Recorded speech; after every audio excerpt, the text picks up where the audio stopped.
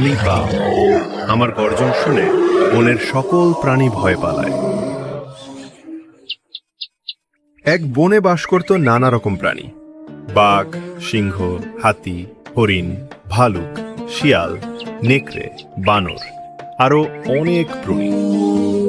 তাদের মধ্যে ছিল এক মা বাঘিনী ও তার কয়েকটি আদরের শাবক।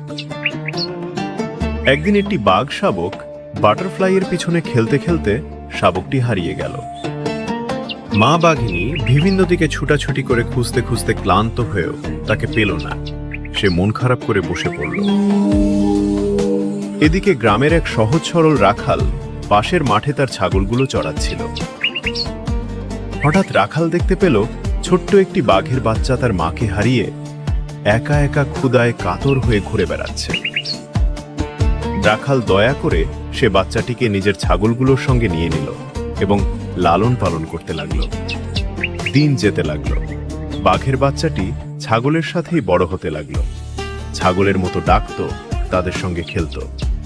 বাঘের বাচ্চাটি ছাগলদের মতোই মাথা ঠুকে খেলাধুলা করত। কিন্তু যখনই মারামারি হতো, শিং না থাকায় সে ছাগলের সাথে হেরে যেত। বাঘের বাচ্চাটি ভাবত, আমি দুর্বল, আমি তো ছাগলই। সে জানত না তার শক্তি শিঙে নয়, তার শক্তি তার গর্জনে, তার সাহসে, তার আসল পরিচয়ে। একদিন দূর থেকে মা বাঘিনীর গর্জন শুনে তার ভিতর কেঁপে উঠল। সেই গর্জন যেন তাকে মনে করিয়ে দিল, তুমি ছাগল নও, তুমি বাঘ।